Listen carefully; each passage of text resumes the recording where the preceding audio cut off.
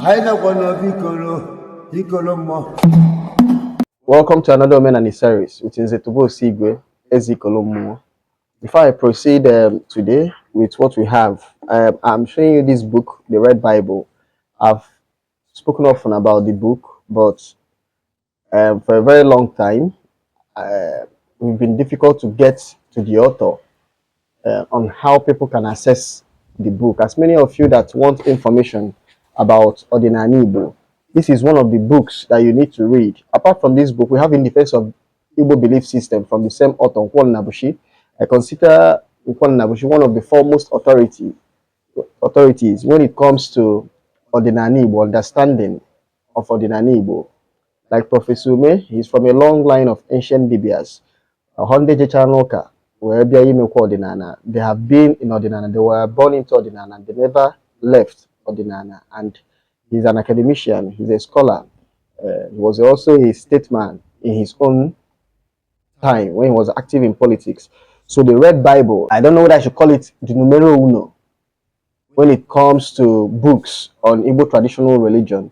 So for some of us here who want to acquire the book, and I will encourage as many of you that are interested in understanding Odinani Igbo to get this book, the Red Bible, and In Defense of Igbo Belief System. If you want the book, reach out to the number on the screen right now, and they will help you get the book. Thank you. So today I want to talk about the place of faith in Odinani Igbo. The place of faith in Odinani Igbo. Faith, Okukwe, in Odinani Igbo. The Christian religion, which is the greatest opposition to Odinani Igbo, is largely based on faith. Once you remove faith from Christianity, I think the whole concept of Christianity will crumble. The structure of Christianity will crumble. Let's look at how they build it around faith. Number one, faith in the divinity of Jesus. In the early days when they were conjuring, packaging Christianity, they killed as many people that refused to believe that Jesus was a son of God, that he was not born by a human being.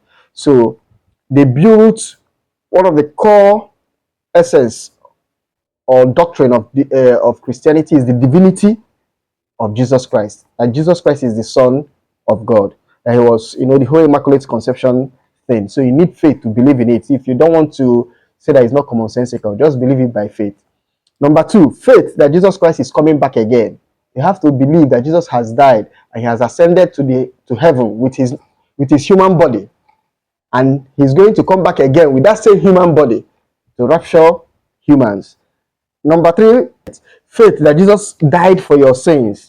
Thus, you have to accept him as your Lord and personal Savior if you want to meet God. Without accepting Jesus as your Lord and personal Savior, without confessing and bowing down to Jesus, you are not a Christian. Number four, faith in the doctrine of heaven and hell is real. As a Christian, you are expected to believe that heaven and hell is real. Number five, faith in the plausibility of a spirit impregnating a human being.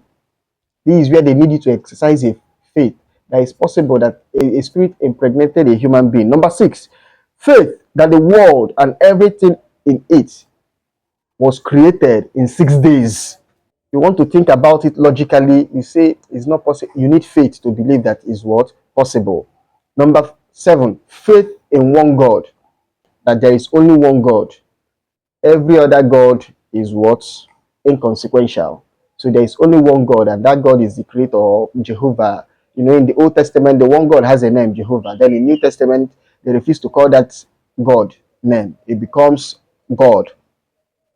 So what exactly is faith? Faith is the belief that what is not real or in existence is real or will become real. In the words of Paul, faith is the absence of things hoped for, the evidence of things not seen. The two key words are absence of things. That is not existing. You have acknowledged this thing is not existing. But we have evidence. That evidence is that faith. That thing that is absent, that is not seen, will later become seen. Will later what? Manifest. This thing that is not logical, no matter how you want to look at it that is not logical, you want to believe that is what? Logical. You need faith to always hang on and believe that the supernatural is what? Going to be possible. What all this explanation is saying is that the concept of faith, believe, it defies what? Logic.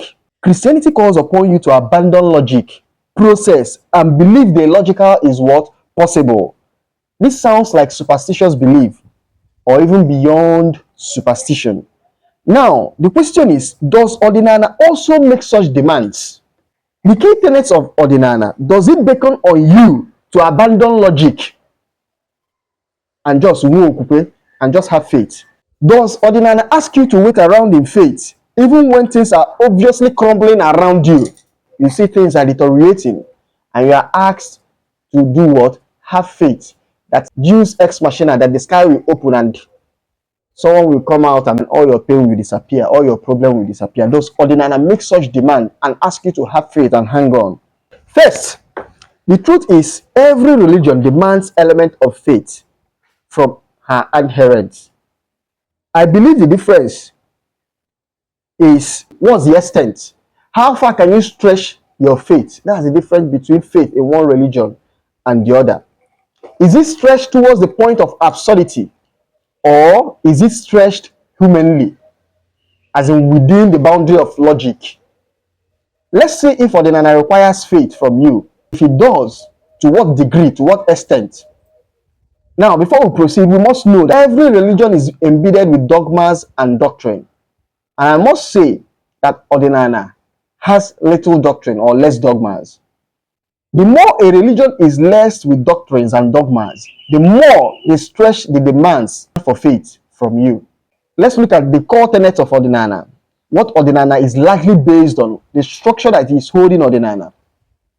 Number one, the belief that dead ancestors still have a say in the lives of the living. Odinana strongly believes is built around what? Ancestors, dead ancestors, and ancestors of your clan, not another man's ancestors. And Odinana is saying that those ancestors, these ancestors of your clan, that they have a say in the life of the world living. I've always said it repeatedly that Odinana is about what? Ancestral religion, ancestral belief system, your own ancestors. Number two, that you can communicate to these dead ancestors and their power points. Number three, you can worship as many gods as possible. Odinana is polytheistic. You can even worship only one God if you wish, and if possible, do not worship anyone at all. But Odinana is built majorly on the worship of what? Many gods.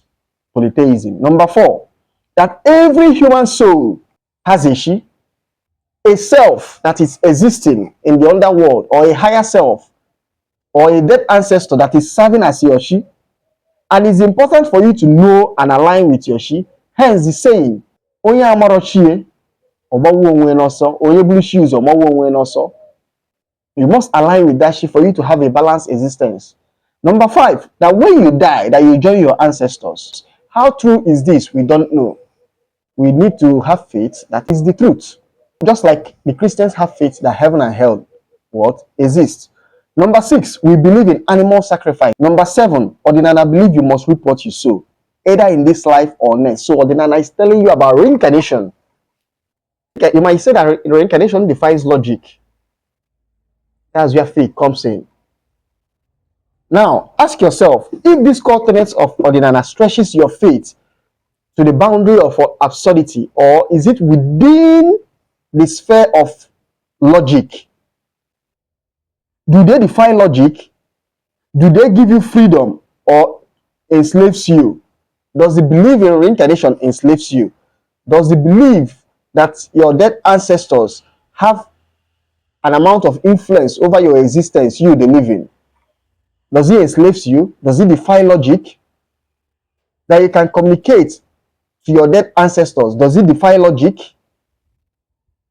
That you can worship as many gods as possible, does it defy logic? Does it strike fear into you? The truth is, the concept of faith comes with fear of victimization. The more the need for faith, the more the fear or not believing is amplified. The more they need you to apply faith to believe, the more they create fear. Each religion, I'm not absolving any religion here, each religion creates fear, the result of not believing. If you do not believe in your ancestors, your dead ancestors, it means that they cannot help to influence how you are living in this life. So I'm asking you, weigh the two. Which one is the fear more of not believing? I'm not asking you to believe anyone, but assuming you don't want to believe, which one has created more fear if you refuse to what? Believe. From the above, I may be tempted to say that there is little or no need for faith in Odinana, or the fear factor is less in Odinana. Odinana has stated clearly, Nkonye metalo ojilisi ebulu. The total of Odinana is Nkonye metalo ojilisi ebulu. That means you must reap what you sow. You must reap the consequences of your action. I said it at the 7th. You must reap what you sow, either in this life or in the next. So, by this, Odinana is not forcing you to believe in its philosophies, in its little doctrines, in its little dogmas. It's not forcing you to do what? Believe. It's not telling you if you do not believe, you die and you will not meet God, you will not meet Creator. No. Odinana is saying, you must reap what you sow, either in this life or next. So, Odinana gives you room for doubt. Odinana gives room for you to even doubt Odinana. Here in Umnere, we will say, Obrasa no dili, Utina, Yenene, Nagwa no dili, Gonion, Asa no dili, Megono, Egoyon or Hasa no dili, Olupoinaba. Odinana is giving you room to do what? Doubt. He's not creating fear factor. Odinana is not forceful. Odinana is like water. We say that water does not have any enemy. That's why Odinana will say, Ewebelu, Ugobelu.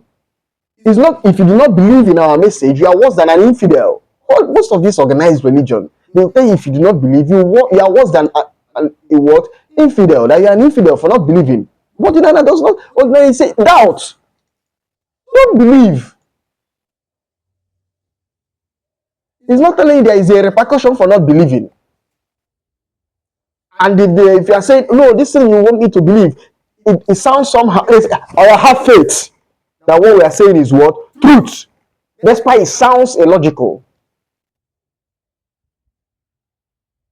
I'm asking you, look at Odinana. Where is the place of faith in Odinana? You see, it's very minute. Some can even argue it's inexistent. But I've laid out this point. I want you, my viewers, to be the judge over this matter. Thank you.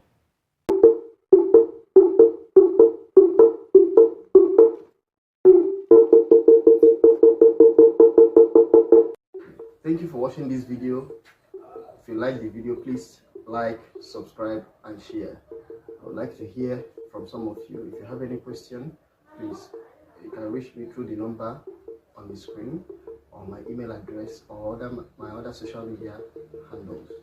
Thank you. Thank you.